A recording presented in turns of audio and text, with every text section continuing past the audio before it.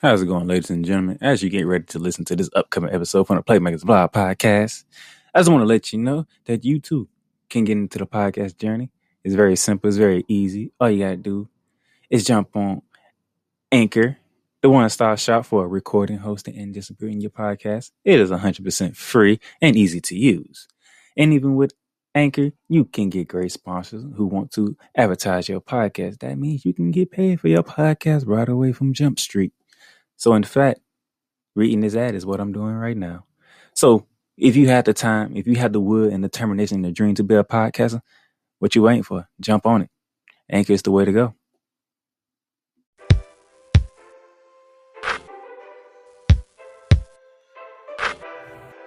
You ready?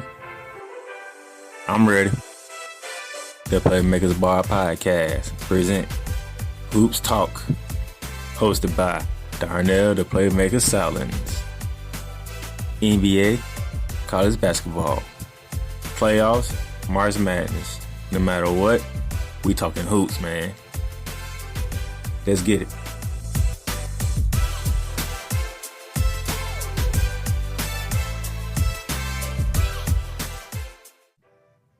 What's going on, ladies and gentlemen? Darnell, the Playmaker Salins here, out in Jacksonville, Florida, bringing you Friday's edition of Hoops Talk, presented by the Playmakers Bar Podcast.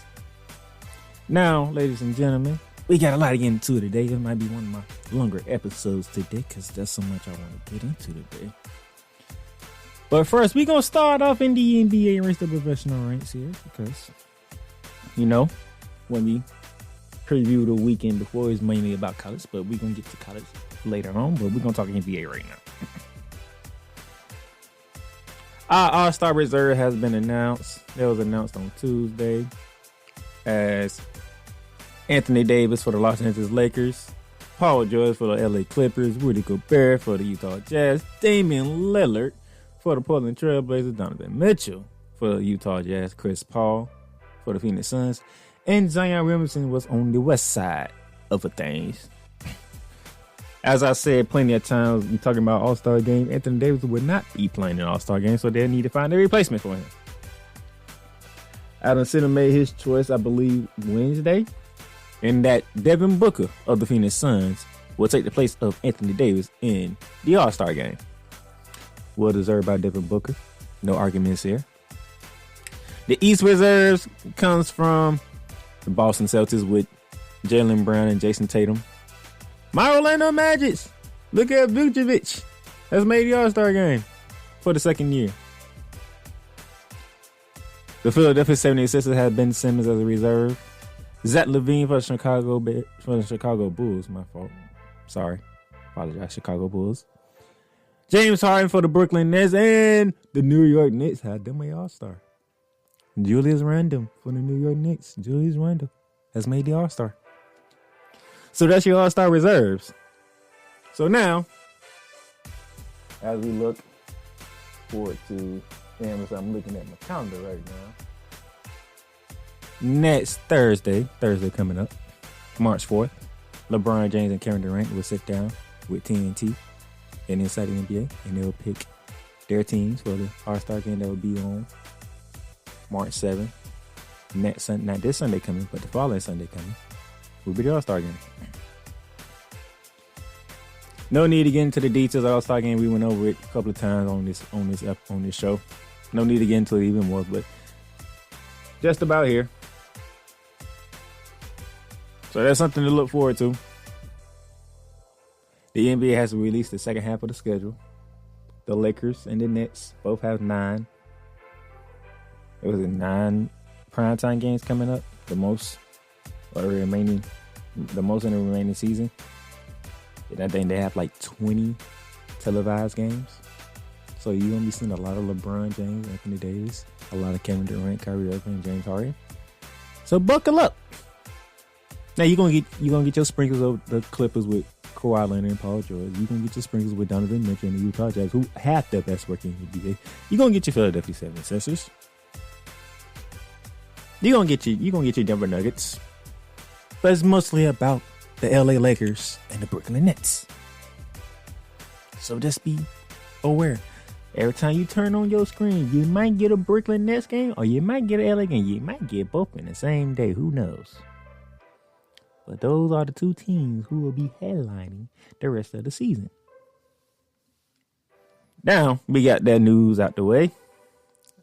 I'm going to dive in on this Malik Beasley situation real quick. He has been suspended by the NBA for 12 games after his guilty plea for threatening violence. A car pulled up on the property. Could have been a mistake. Could have been somebody who knew, who knows. Walked to the car, knocked on the door, pointed the gun to the people in the car. Police came, searched, they found narcotics and guns everywhere. So for those charges, he's going to serve 120 days of jail time. Well, it's not specifically jail time. Let me find the right terminology here for you. That way, I won't get my misconstrued and nobody can say that I misconstrued what was going on here. I know it's like 120 days. 120 days, he was sentenced to 120 days in jail, which could be served either in the county workhouse or in home confinement. After the NBA season is over. The NBA season will end on May 16th, if I'm correct. Somebody check on that and hit me up on social media, either Twitter, Instagram, or Facebook. Hit me and let me know if it's May 6th. I believe it's May 16th, my bad. I believe the season ends May 16th and the playoffs begin like shortly after that. So they're going to allow him to finish playing the NBA season, which is a nod to the Minnesota system. They'll let the man do what he do, play the game. He's one of the few bright spots for the Minnesota Timberwolves, besides Anthony Edwards, by the way, who that nasty dunk that we saw last week on the Toronto Raptors. That's just ridiculous. Like Stephen A. said, "Oh no, you didn't. Oh no, you didn't, Anthony Edwards." He did. But other than that, there's really nothing much to talk about when it comes to the Minnesota Timberwolves. But Beasley, I'm praying for a better restart to your life when this is over with.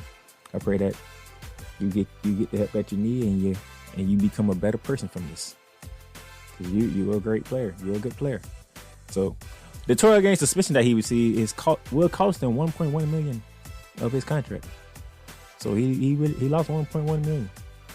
So hopefully he takes a long looking hard at his life right now and makes some serious changes, because not only cost you money, it got your name in the headlines for all the wrong reasons. Now you gave the world the image of you being a bad person, and you're probably really not a bad person. You just did some bad stuff. So we hope you get better on this situation here. We hope you get better. Now, let's go over some games here as we get ready to see what's coming up. I let you off with some games to look forward to on Tuesday, Wednesday, and last night. Tuesday night, it was the Golden State Warriors at the New York Knicks. Steph Curry had himself a day. The Golden State Warriors won 114-106 in Madison Square Garden. Steph Curry, 37 points, 6 rebounds, 6 assists. All-star forward Julius Randle pitched in 25 points, 10 rebounds, 7 assists. Alfred Payton, 20 points. But it wasn't enough as Golden State took it. The Philadelphia 76ers were in Tampa to take on Toronto Raptors. 109-102 as the 76ers took that game. Payback from what took place on Sunday as the Raptors beat them. So it's a split of 1-1. Tobias Harris, 23 points, 7 rebounds, 5 assists. Nolan Powell led the way for the Raptors, 24 points, 6 rebounds. Pascal Siakam added 22 points, 6 rebounds, 7 assists. Then we get to your short case here. The Boston Celtics took on the Dallas Mavericks. And the Celtics struggle continues. It continues. 107-110. Jaylen Brown, 29 points, 7 rebounds, 5 assists. Jason Tatum, 28 points, 6 rebounds, 4 assists. Kemba Walker added 21 points. But it wasn't enough because there's a guy over in Dallas. My boy, Bearman Alex Alcazar know who he is. My boy, Alex Fleming know who he is. I think he wears 77. The man went for 31, 10, and 8. The name is Luka Doncic. And his step back three is lethal. And he used it to knock off the Boston Celtics. A step back three with 0.1 left on the clock. 0.1 left on the clock. Dagger for the Boston Celtics. Who, by the way, who are under 500 right now. And I'll get to that later because they lost another game. Then you had the Portland Trail Blazers taking on the Denver Nuggets. Damian Lillard against Jamal Murray and the Joker. What a game this was. If you didn't catch this game on TNT, you missed a damn good one because Damian Lillard, 25 points, 7 rebounds, 13 assists. Carmelo Anthony off the bench dropping 24 points. But the Nuggets were just a tad bit better at 106 to 111. The Joker, 41 points, 5 rebounds, 5 assists. Jamal Murray, 24 points, 5 rebounds, 8 assists. Just a tad bit better than the Portland Trail Blazers on Tuesday night. Just a tad bit better. And then, in close it out, we were trying to see if the Washington Wizards can sweep the LA World Series here because they beat the Lakers on Sunday. And then it was Sunday or Monday they beat the Lakers at Staples. And then they was back at Staples to play the Clippers. Then go the way that they playing 116 to 135. That Los Angeles Clippers took it. The Wizards had 3 guys scoring 20 points. Bradley Beal 28 and 10. Russell Westbrook had 29 and 10. But the Clippers had 6 in double figures. Led by Kawhi Leonard, 32 points, 7 rebounds, 4 assists. Paul George, 30 points, 6 rebounds. That loss for the Wizards ended a 5-game winning streak that they had going on. Like I kept telling you, the Wizards have learned how to win. They have learned how to win. But on that night, Tuesday night against the Clippers weren't having it. Wednesday results. The Toronto Raptors versed off against the Miami Heat in the back-to-back after they got done playing the Philadelphia 76ers, and they dropped this one 116 to 108 in South Florida. Kyle Lowry, 24 points, 7 rebounds, 8 assists. Van VanVleet, 24 points, 4 rebounds, 7 assists. Jimmy Butler led the way with 6 Miami Heat players scoring in double figures, led by Jimmy Butler, 27 points, 8 rebounds, 10 assists. That's a good win for the Miami Heat. They need it. We still trying to find the Miami Heat. We haven't found them yet. Maybe because all the changes that took place, they're not the same. But hey, we need to see the Miami Heat that we know about. To continue on, Wednesday night you had the ESPN doubleheader, and it kicked off with the Golden State Warriors in Indianapolis to take on the Indiana Pacers. Good game it was. Michael Brogdon and Steph Curry went back and forth, but the Golden State Warriors took it 111 to 107. Curry, 24 points, 8 rebounds, 8 assists. Draymond Green with a triple-double, almost triple-double, 12 points, 9 rebounds, 11 assists. Michael Brogdon led the way for the Pacers with 24 points. Sabonis added 22 points and 16 rebounds. Sabonis was a man amongst boys in that game, but a little bit more help would have got the Indiana Pacers over the Golden State Warriors. I did tell you the Boston Celtics was still struggling. That was on the downswing. I told you there was another game that they played that they lost. That was to the Atlanta Hawks on Wednesday night. 127 to 112. Even though they had 7 players in double figures, but your stars of Jaylen Brown and Jason Tatum combined for 30 points. Combined for, let's see here, 10 for 36 shooting from the field and 1 for 14 from 3. Your stars struggle in the ATL. Amount of way that Trae Young just say, okay, y'all got 30. I raise your 3. 33 points and 7 assists. Then Danilo got an eye and say, oh, since my boy want to raise it, I raise it even more to give you more trouble. Hey, 38 points and 6 rebounds for Dylan Gallinari. The Celtics are struggling. Brad Stevens. Need to find a way to get your boys back in the rank because they're struggling right now. A kicker for one that we wanted to see, but we couldn't watch. Could have been on the ESPN doubleheader, but they didn't do it like that. It was the Charlotte Hornets, this young Charlotte Hornets team that's looking really good right now, playing some entertaining basketball. It was at Phoenix to take on the Phoenix Suns. 124 to 121, the Hornets took it over the Suns. 7 players scored in double figure for the Hornets, led by Malik Monk off the bench with 29 points. Devin Booker doing Devin Booker things, 33 points. Chris Paul doing Chris Paul things, 20 points, 8 rebounds, 10 assists. But hey, it was the Malik Monk show in Phoenix, and this team, along with Gordon Hayward, Terry Rozier, Miles Bridges, these guys here are something serious here. Look out, LaMelo Ball. He's pretty good. He's better than Lonzo Ball. I give him that. I like LaMelo Ball better than Alonzo Ball. To give you that. Matter of fact, I'm gonna get to Alonzo Ball. By the way, I'm gonna get to Alonzo Ball. Your late doubleheader for ESPN was the Los Angeles Lakers at the Utah Jazz.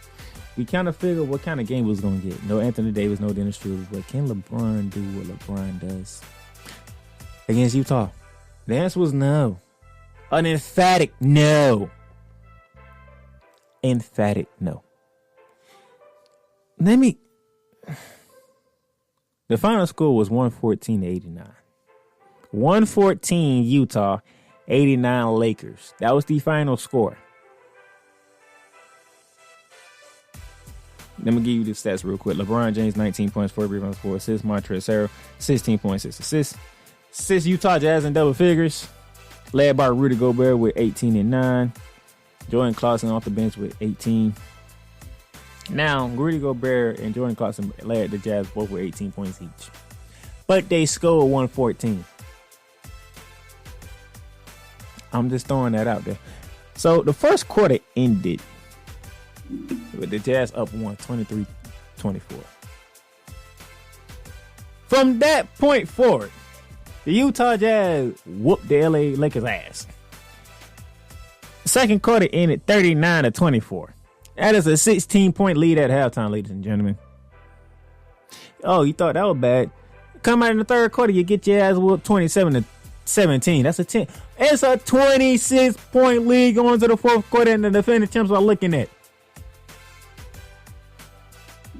And then you take the fourth quarter by 1 point. So you lose by 25. It was an ass whooping. That the Utah Jazz get the defending champs. An ass whooping. Let's call it what it was. An ass whooping. An ass whooping. An ass whooping. The Lakers are struggling. They better find something. Anthony Davis can't come back fast enough. But when is Dennis Schroder coming back for the Lakers? Be honest, I'm a Laker hater. I hate the Lakers. I can't stand the Lakers. I don't like the Lakers. I ain't like the Lakers when they had Shaq, when they had Kobe, when they had all that. I don't like the Lakers now still. You got LeBron James. I still hate the Lakers. But when is Dennis Schroder coming back for the Los Angeles Lakers? Because this Lakers team look really pathetic right now. They don't look good at all. I watched some good basketball this week. And the LA Lakers ain't one of them teams that I've been watching good basketball from. They are the defending champs. I need to see some good basketball from the defending champs. But I digress. It's still the first half of the season.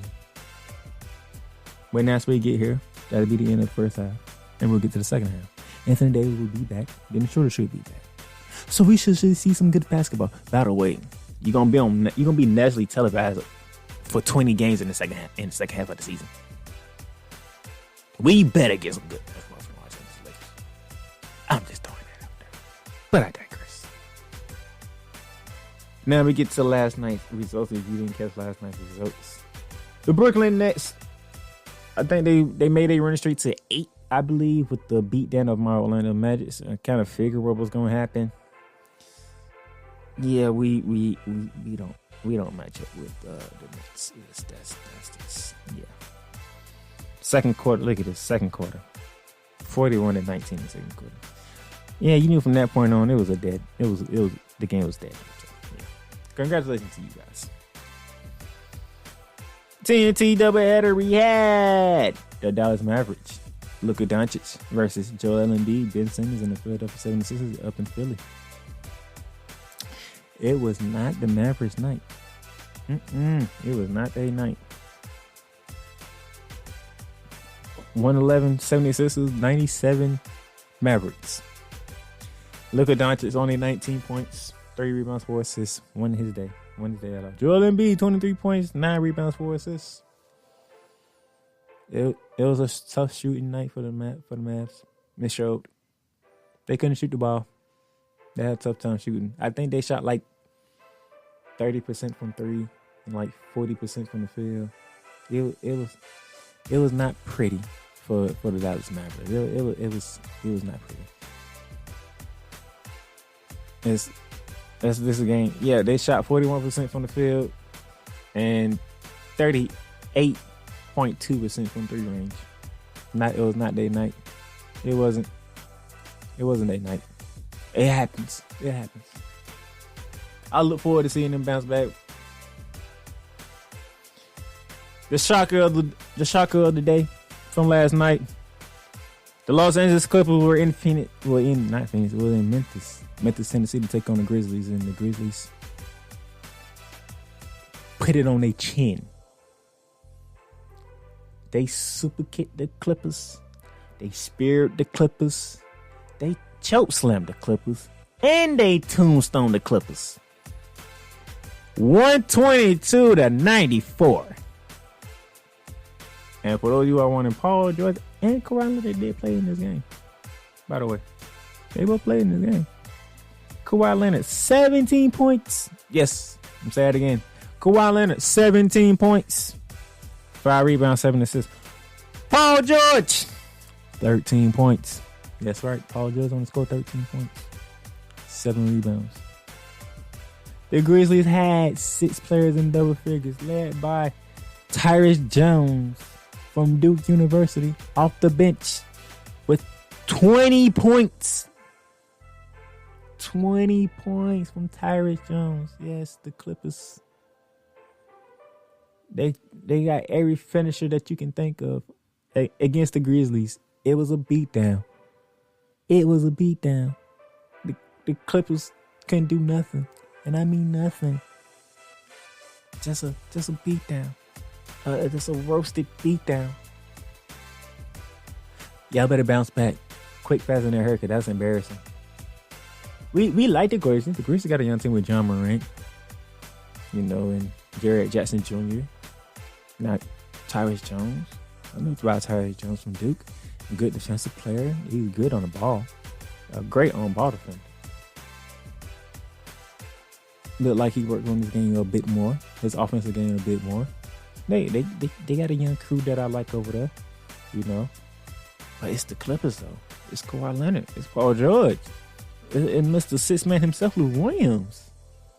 You even got Serge Ibaka in your back, in your front court. Damn, Clippers. Damn. And speaking of damn, the very next game, another shocker.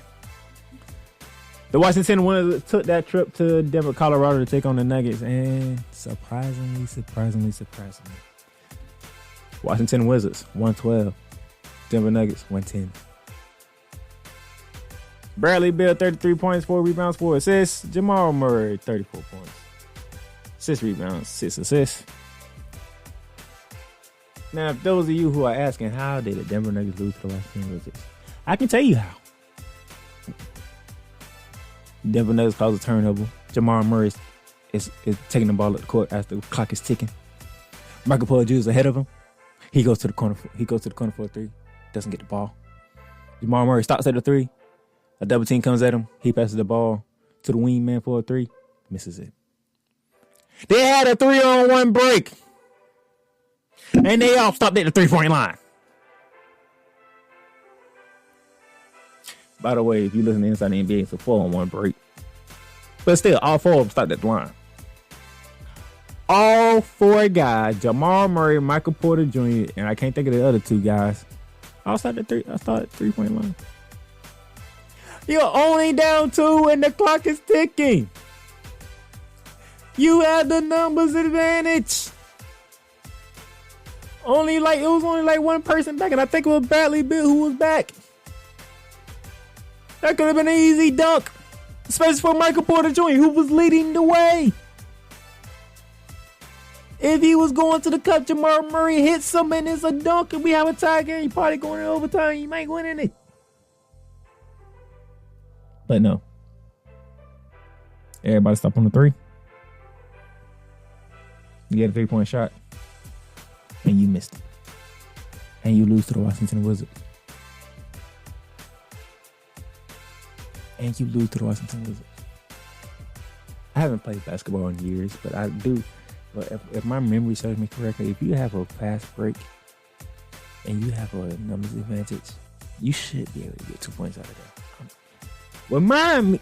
If I'm wrong, tell me I'm wrong. But if you have a 3-on-1, 4-on-1 advantage, shouldn't that end up with 2 points? Am I wrong? Some people, hey, they didn't want to go to overtime. I don't want to hear no crap about they didn't want to go to damn overtime. They want to win the game. It is a 3 or 4-on-1 break with measly seconds left. Damn it, you make that back. You ensure yourself 5 more minutes. And then you kick their ass in the overtime period.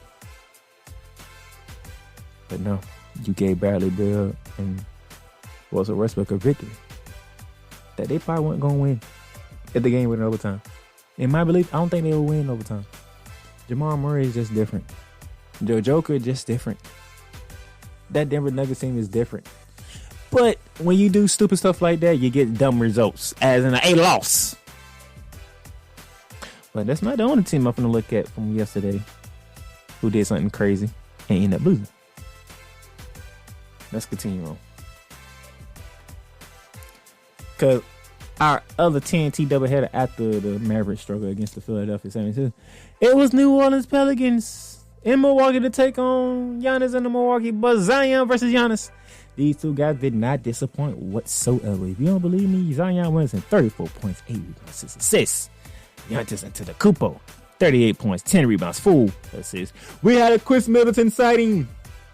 Chris Middleton, remember that he used to be an all-star. 31 points, 7 rebounds, 6 assists. This is the Chris Middleton we've been looking for. Thank you for showing up, sir. Now, can you do this against the Lakers, against the Nets, against the 76ers, the Clippers, just to throw a few big-name teams at you? Can you do that against them to help Giannis out, please? Brook Lopez, he just got in love with the 3-point so far. Like, somebody need to tell Brook Lopez, dude, you is the tallest guy on the court every damn night. Get your ass in a hole and dominate. Just dominate. You're the biggest guy out there. What are you doing? Stop trying to shoot the 3.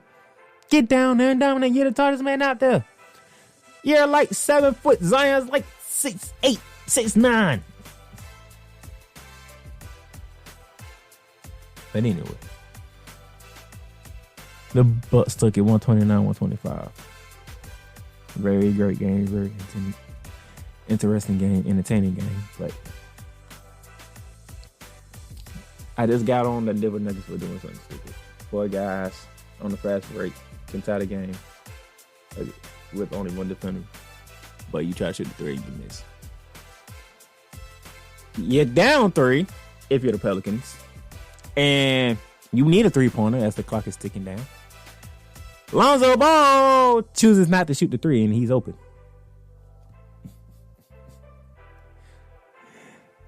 125-128. New Orleans has a ball.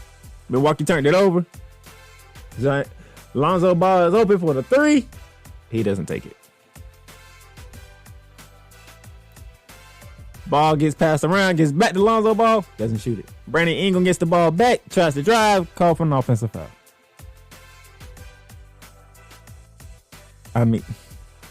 I don't even know what to say right now. After going off on the Nuggets on what they did, and now I gotta sit here and talk about Lonzo Ball not shooting the 3 down 3, and he had the shot. What is going on in the NBA? Lonzo, shoot the damn ball. You know, I expect to say this to Ben Simmons, because Ben Simmons is reluctant to shoot the 3. But Lonzo, shoot the damn ball. You had the 3. Now, it's a make or miss league. You might have missed it. You might have made it. Who knows? But damn it, shoot it. You have a 50-50 chance. Either it's going in or it's not going in. But you didn't shoot it. You passed the ball around. The ball get back to you. You still didn't shoot it. You threw it back to Brandon Ingram. He get called for an offensive foul. Game's over. The game is over.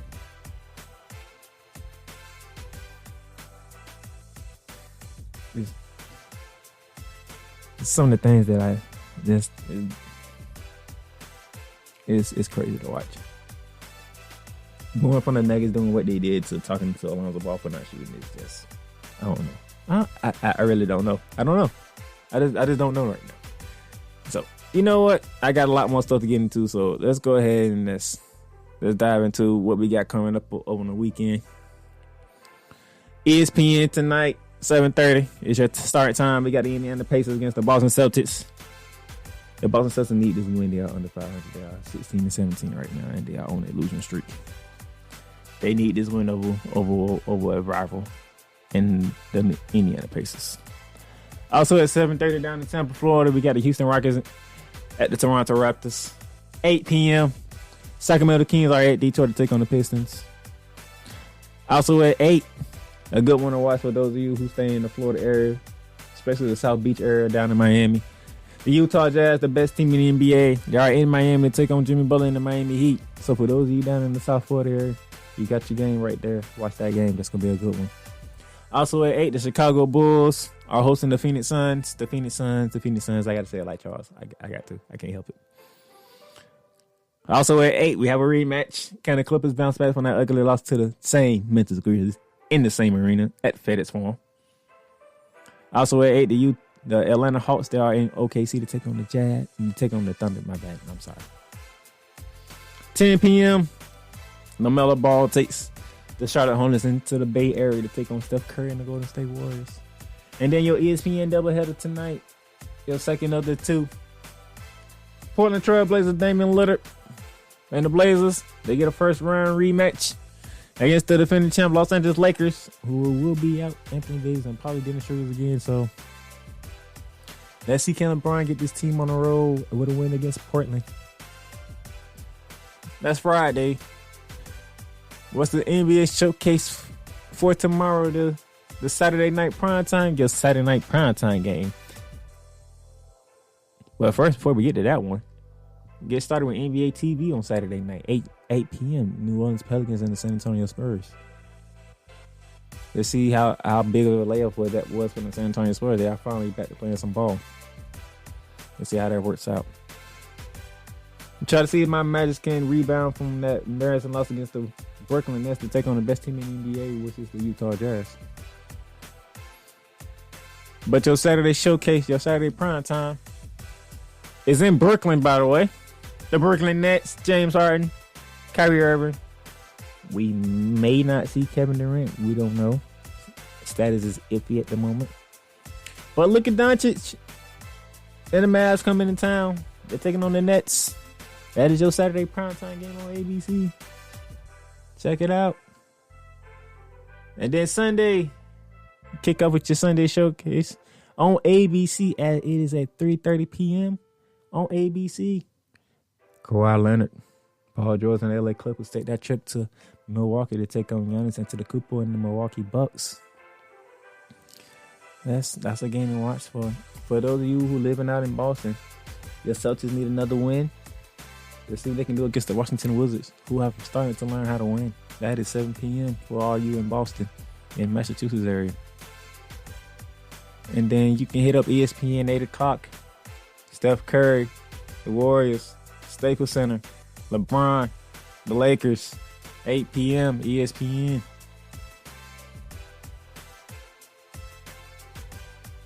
So that was some games for you to watch. And then as we get ready and get closer to the ending the first half of the season on Monday, March 1st, you starting off in your NBA TV, 8 p.m. Utah Jazz, New Orleans Pelicans, Donovan Mitchell taking on Zion Williamson. And then your doubleheader after that, the Charlotte Hornets are at the Portland Trail Blazers. So those are your games to look forward to this weekend and Monday. But now that I got some of that stuff out the way in a very good minute, we're going to switch over to the college basketball world because this is what we really need to get into. So we're gonna give you the results first. We're going to look at everything. And then we're going to talk about some bubble teams from Joe Lunardi's ESPN thing. So, as we left off, Tuesday night's result, we had a lot of results going on this week. Florida Gators, good job on getting the win at Auburn. Good job. 4th in the SEC right now. VCU got a big win over rivalry.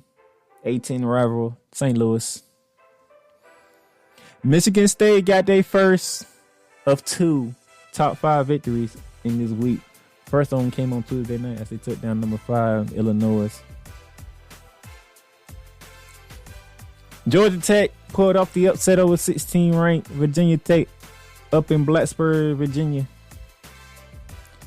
The Bulldogs of Georgia got a nice big win over LSU in Athens. Villanova, the 8th ranked team in the country, they survived and dominate the second half over upset-minded St. John's. Kansas State caught number 7 Oklahoma slipping in Manhattan, Kansas, as the Wildcats upset the Sooners.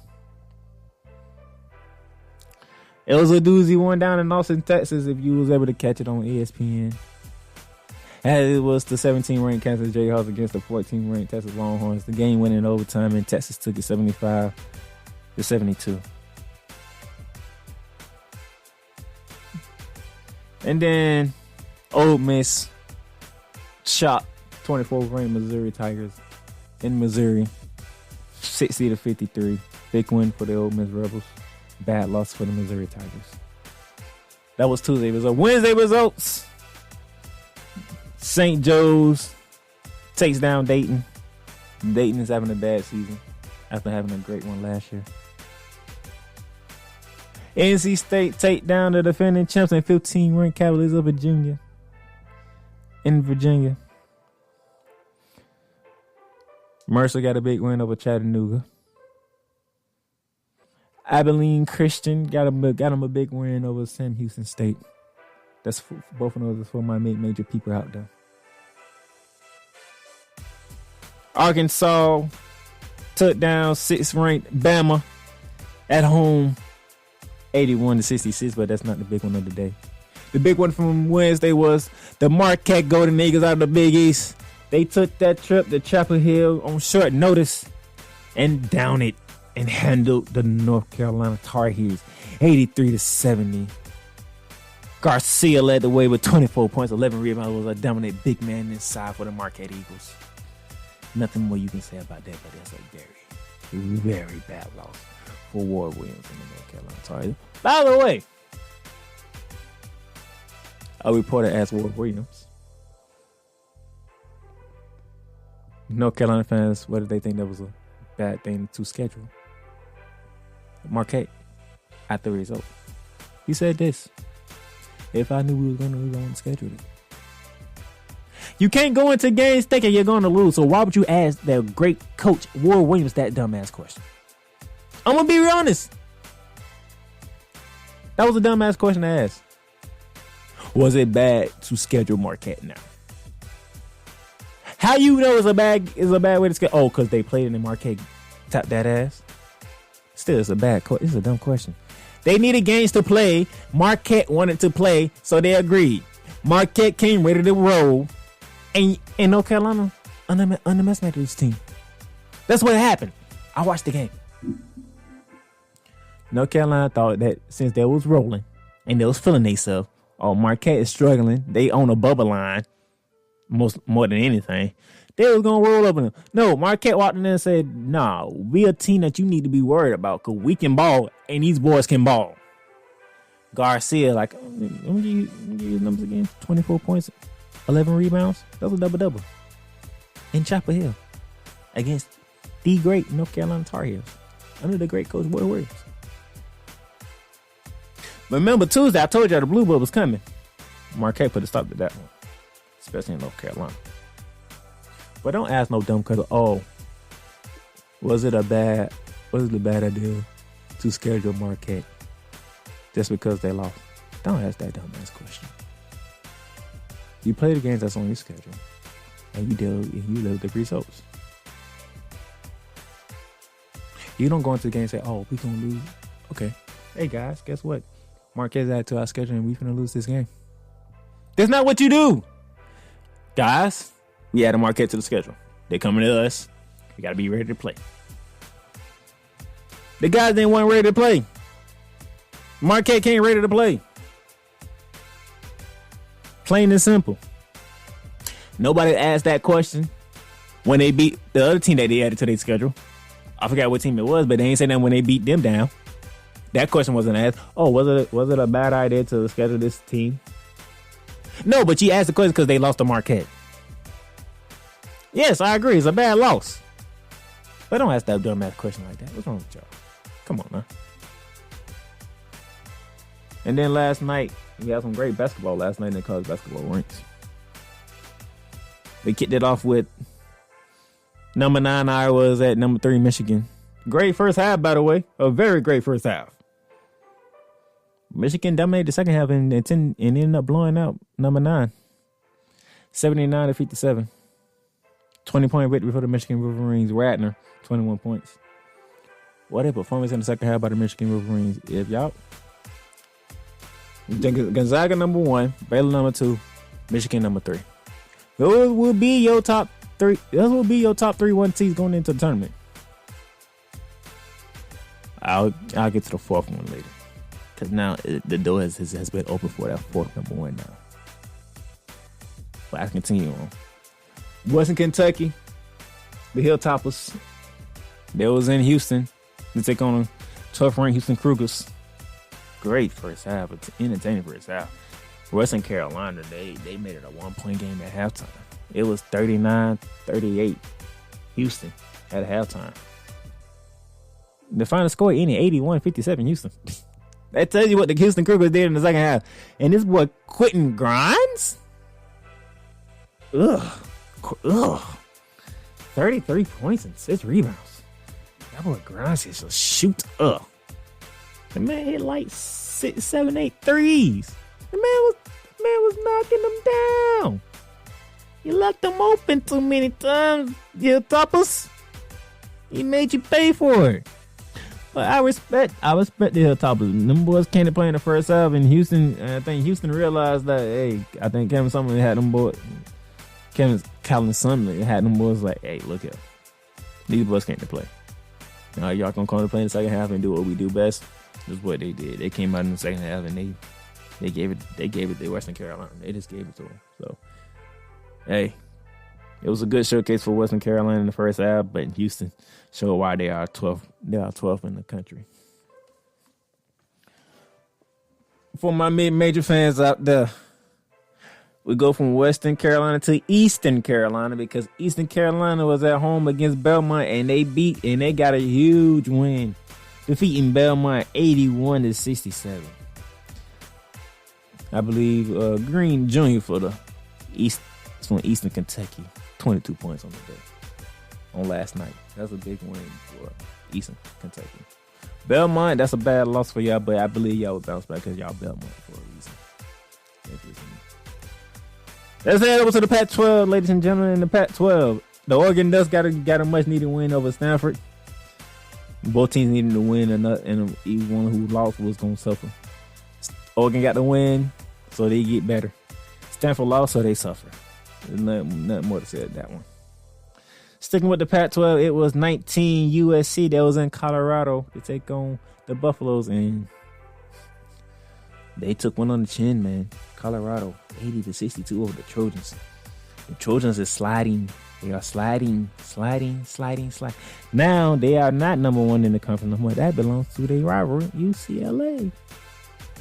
And the struggle is just, they better turn it around quick, fast, and hurry. Head back to the Big Ten because the ESPN doubleheader for ESPN 2 doubleheader. So number 4 Michigan, number 4 Ohio State. I apologize. Number 4 Ohio State in East Lansing take on Michigan State. Now, I just told you that Michigan State had one top 5 victory on Tuesday over Illinois, and I told you they had 2 of them. They beat number 4 Ohio State 71-67. Aaron Henry's 18 points to lead Spartan. So now that 4th number 1 seed is open. He just made room for Gonzaga. Not Gonzaga. He made room for Villanova. Made room for possibly Houston. Made room for a lot of teams right about now. Matter of fact, let me go to the rankings. Let's see who all has a chance now with the fact that Ohio State lost this game last night.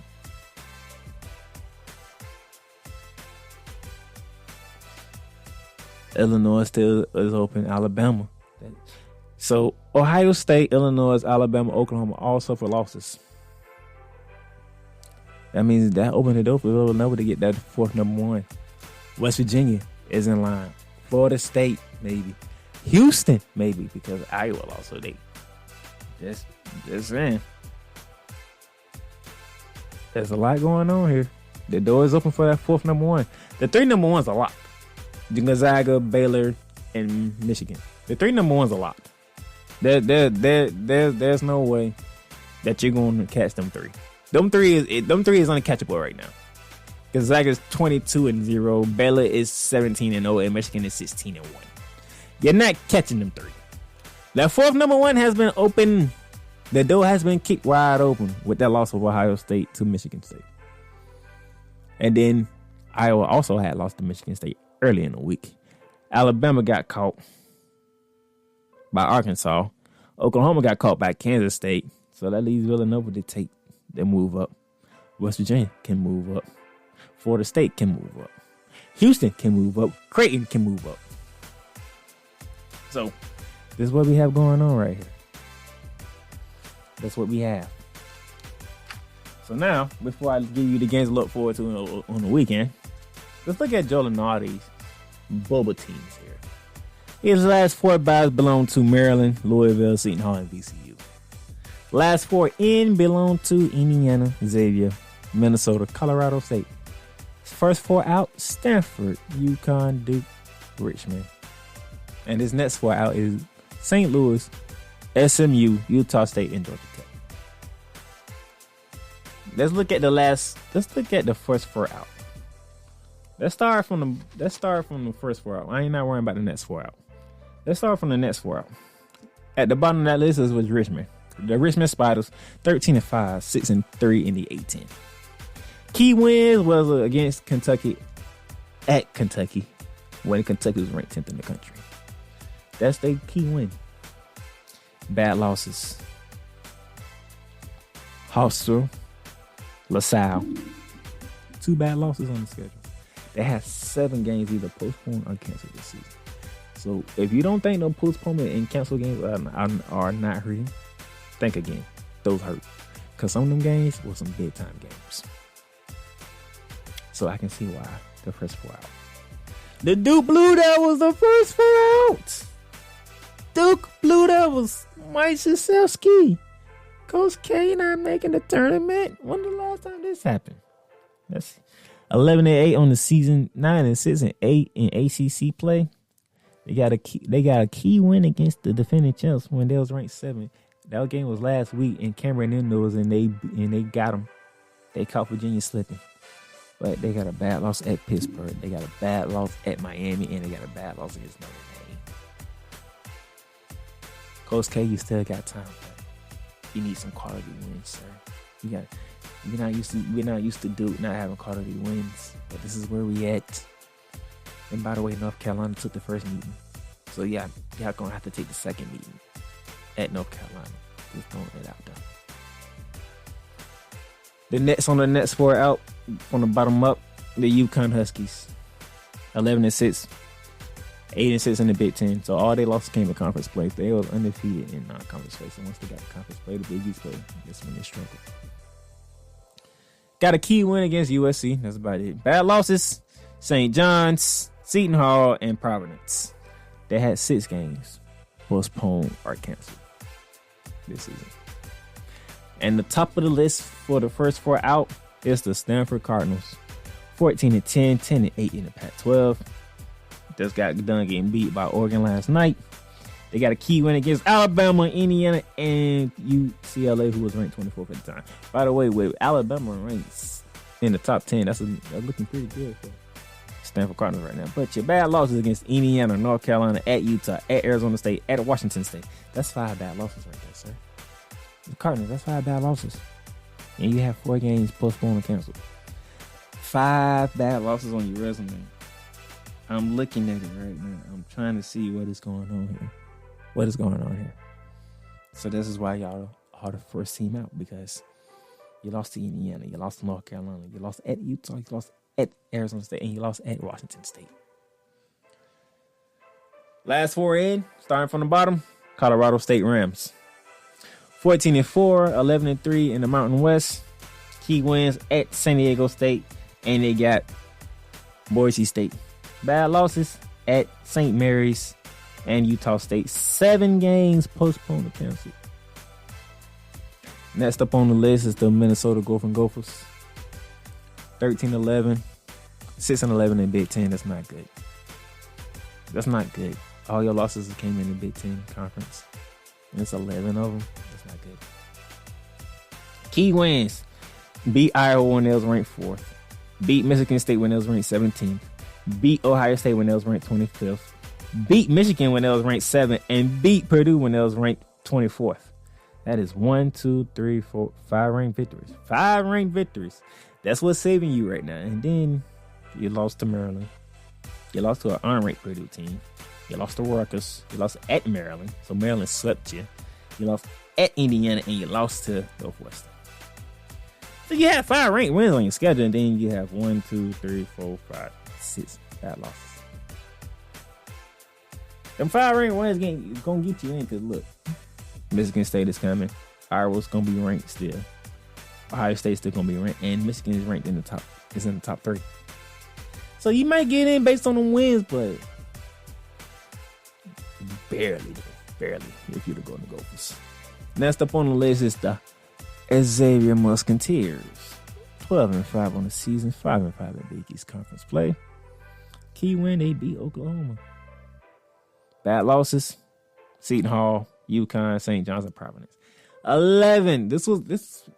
Remember I told you, if y'all don't think postponement games doesn't hurt, Xavier has 11 postponed games. 11. And there's no way in hell they're going to make up all 11. That's going to hurt them. They might make the tournament, but they could have been unlocked if they played at least half of them games. At least half. If you play about 6 of them games, you might get some key wins in there. But 11 games postponed, that hurts. Postponement hurts. It doesn't help. It hurts. And then the top of the list of the last 4 in, the Indiana Hoosiers, 12-11 on the season, 7-9 in the Big Ten. Key wins: Maryland, number 4 Iowa at the time, and then number 8 at Iowa. So yeah, they have swept Iowa. Iowa is still ranked to this day, and they swept them. Bad losses: Northwestern, Rutgers, Michigan State, and at Rutgers. So you swept Iowa, but Rutgers swept you. Kind of cancel each other out to be pretty much. And then you're looking at, you lost to Michigan State, you lost to Northwestern. not really what you want right now at this point in time. So you need to get on the road anyway. And then that brings us to the guys that we know that we're looking for. Starting from the bottom of the last 4 byes, starting from the bottom, number 4, the VCU Rams. 17-5 on the season, 3-10 on the A10. Key wins at Rhode Island. And a victory over the St. Bonaventures, who are top the A10 right now. Losses, they lost to Penn State and they lost to Rhode Island. And they got beat by George Mason. I remember that game. I was stunned when George Mason won that game. At the VCU, by the way. For those of you who are new and don't know what VCU means, Virginia Commonwealth University. They had 6 games postponed / canceled, so that hurts them. Number 3 on the list is the Seton Hall Pirates. 13-10 on the season, 10-7 in Big East play.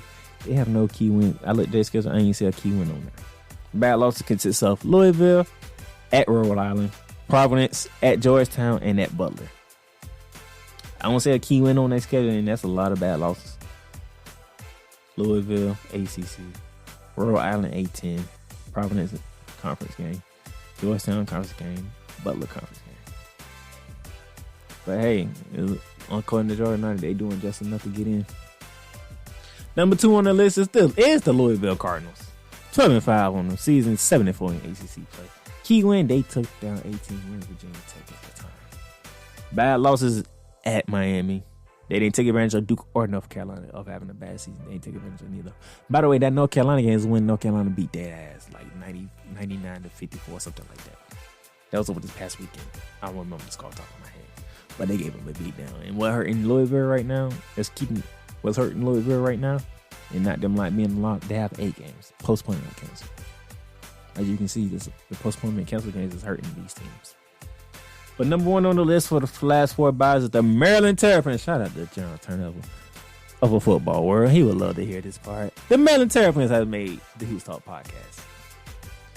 14-10 on the season, 8-9 on the Big 12. Key wins at number 6, Wisconsin at the time, at number 12, Illinois at the time, at number 17, Minnesota at the time, and 24th ranked Purdue at the time. Bad losses, Indiana and Penn State. So you have 4 ranked wins and 2 bad losses. I like Maryland's chances, John. I like Maryland's chances of making the tournament. Will they do something in the tournament? That I don't know. But Mr. John Turner, I love you. I like your Maryland Terrapins chances of making the tournament. So that's what I'm looking at. Now let's go to the weekend. Before we get out here, let's see what games we need to look forward to as we wind down this season here for college basketball.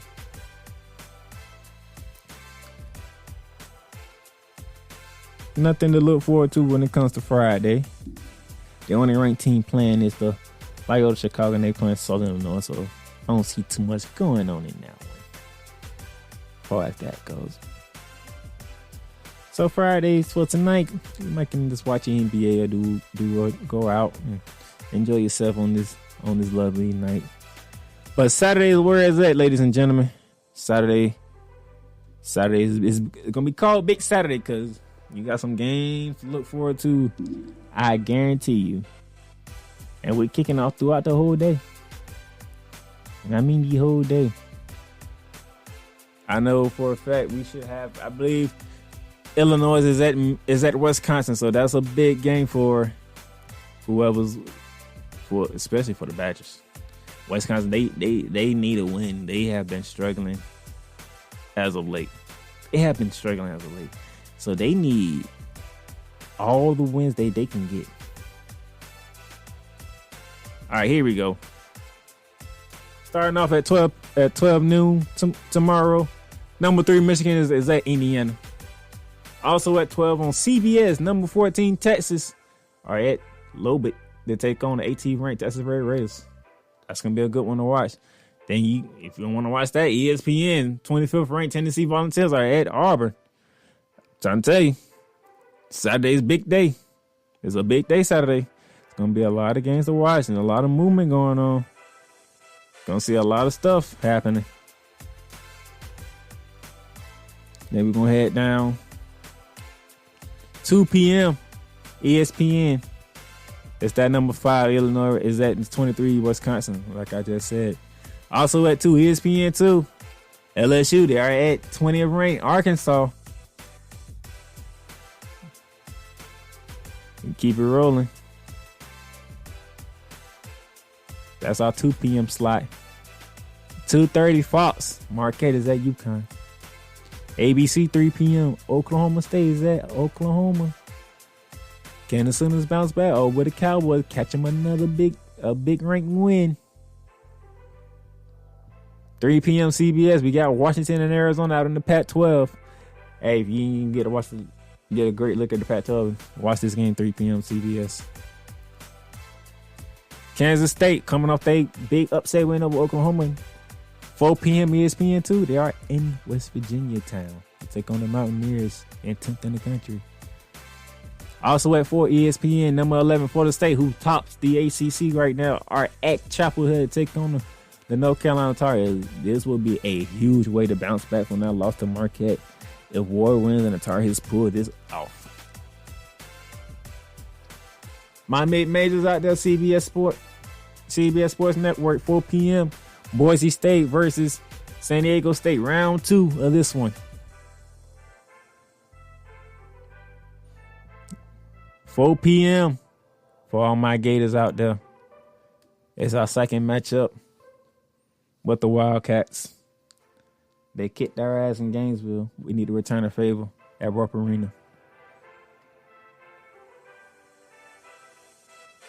Now then, as we get closer and down to the nightly games, 5 p.m. Fox, 13 Creighton Blue Jays are at Xavier. This could be a win for Xavier. This win here could get Xavier out of the last 4 in and probably get him to a last 4 bye. With a win over a 13th-ranked Creighton Blue Jay team. Let's keep that in mind.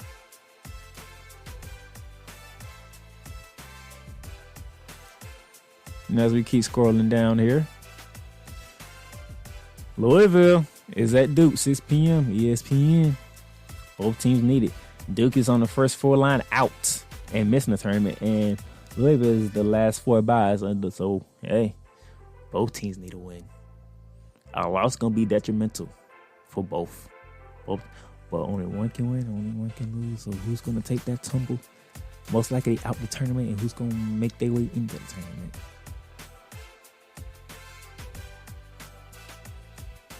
The big one for the weekend, number 2, Baylor.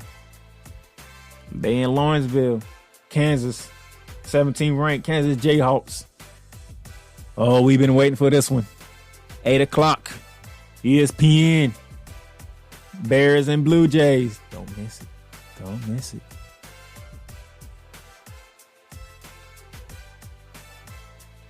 And that's going to really do it for you. Nope. Pac-12 got one for you. 10 p.m.